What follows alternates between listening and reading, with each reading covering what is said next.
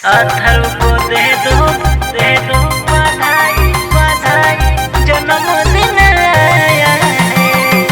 Music by Kumar Sandeep. जन्मदिन आया है।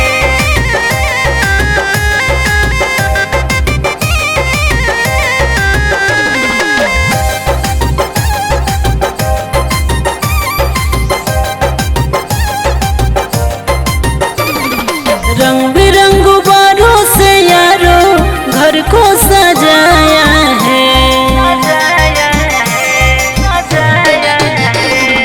रंग बिरंग गुब्बारों से यारो घर को सजाया है। अथर्व को दे दो बधाई जन्मदिन आया है। अथर्व को दे दो बधाई जन्मदिन आया है। मार्केट से जाके रोहित मामा ने केक बड़ा लाया है। मार्केट से जाके रोहित मामा ने केक बड़ा लाया है।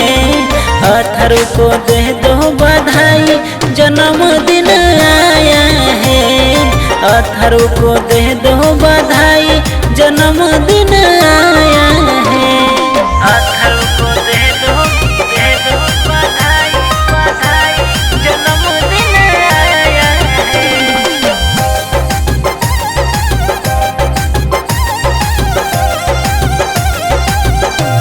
जन्मदिन आया है।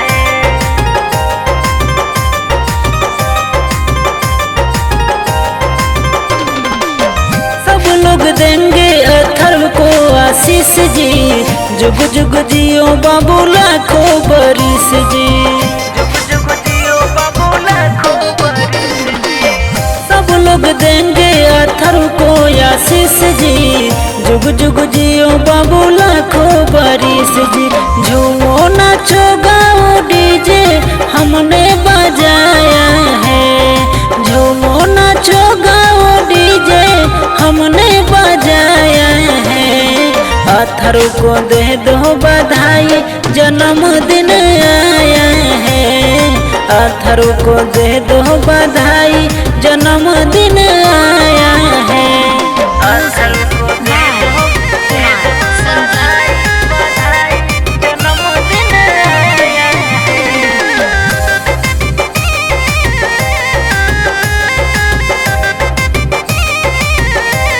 जन्मदिन आया है।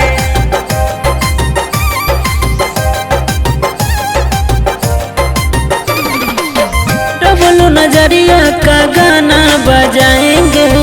रात भर डीजे पर कमर हिलाएंगे। रात भर डीजे पर कमर हिलाएंगे। डबलू नजरिया का गाना बजाएंगे। रात भर डीजे पर कमर हिलाएंगे।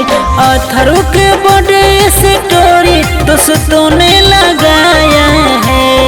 अथर्व का बर्थडे स्टोरी दोस्तों ने लगाया है। अथर्व को दे दो बधाई जन्मदिन आया है। अथर्व को दे दो बधाई जन्मदिन आया है।